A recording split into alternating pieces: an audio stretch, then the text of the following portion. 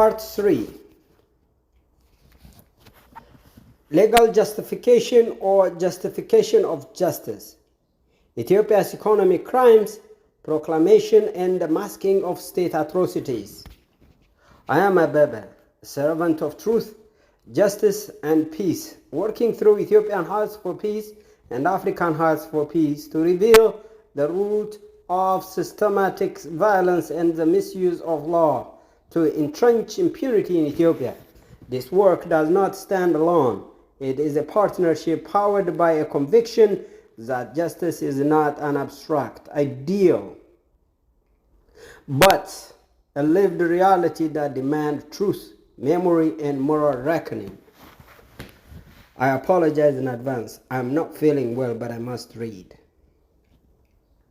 To recap, the June 2025 Economic Crime Proclamation, the Ethiopian government's passage of the Economic Crimes Proclamation in June 2025 has sparked national and international alarm.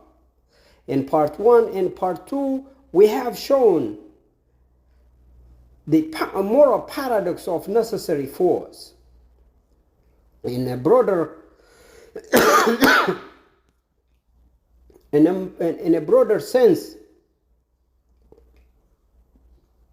this proclamation empowers law enforcement and security agents to use necessary force in property seizure, act without court issued warrants, conduct surveillance using AI systems, bypass traditional oversight mechanisms.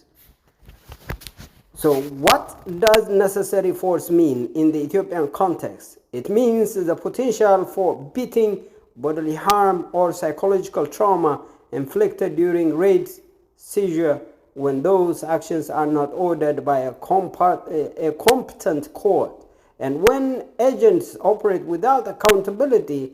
Even one broken rib becomes a symbol of impunity. Justice must be restorative.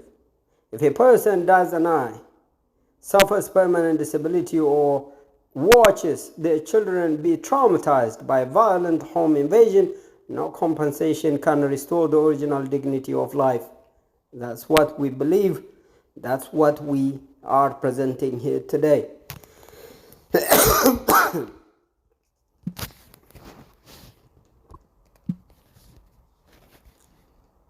A way forward for Part 3. The path to peace through truth and wisdom. Despite the darkness, a new light must emerge, not from revenge, not from political calculation, but from deep-rooted wisdom. Ethiopia must learn to stop the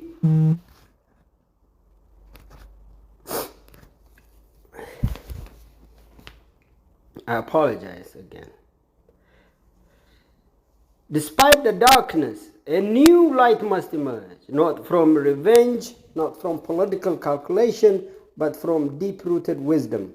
Ethiopia must learn to stop the cycle of revenge. From Tigrayan to Amhara, Oromo to Somali, and every land in between, violence has been justified in the name of ethnicity, nationalism, and justice. It must end. The land is connected, and so are the people. Ethiopia is not a patchwork of ethnic silos. It is a living organism. When one part bleeds, the whole body suffers. Today, some atrocities are committed in the name of Oromo people, just as yesterday some were done in the name of Tigrayans, Amharas, what have you, and others. But every people must know, if you cheer for justice now, your silence will bury you tomorrow.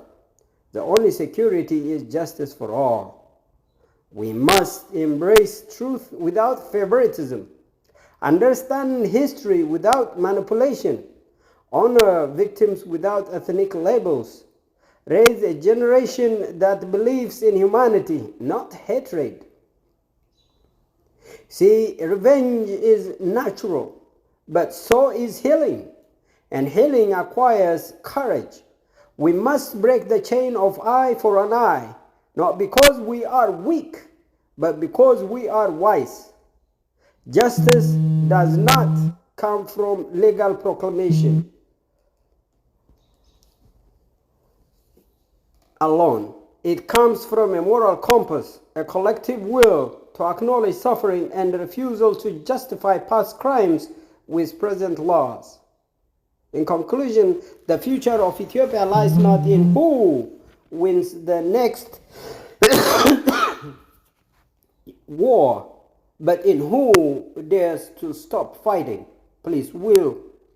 Peace will not descend from above. It must rise from within, and it begins with the truth. Ethiopia, you're not too broken to heal. But healing starts when we stop justifying justice and start practicing justice. Let the people speak. Let the truth echo. Let the healing begin.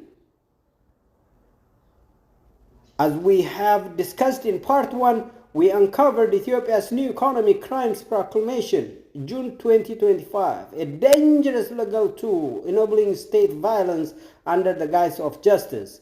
Also, in part 2, we exposed atrocities committed across Ethiopia in Tigrayan, Amhara, Oromo, Benishangul, Gumuz, Gambela, Addis Ababa, Tigray, all in the name of law enforcement. Homes demolished, families broken, lives lost. We made it clear, laws cannot be used to erase crimes committed in their names. Now, in part 3, we have asked the most important question: what is the way forward? Ethiopia is bleeding from many winds, but healing begins not with silence or revenge, but with truth. In the powerful and emotional episode, I, Abebe, on behalf of Ethiopian Hearts for Peace and African Hearts for Peace, I'm laying out the moral roadmap for peace, justice, and national unity. I do this with my own capacity. Those who know better, who understand law, please speak up.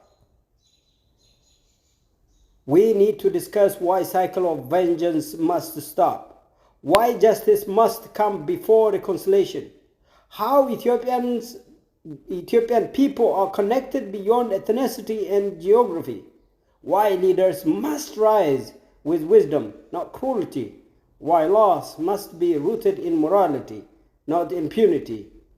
We call on all Ethiopians, Amhara, Oromo, Tigrayan, Somali, Afar, Sidama, and every nation and nationalities, if that's what you call them, to stand not for revenge, but for what is right. Today, it may happen to them.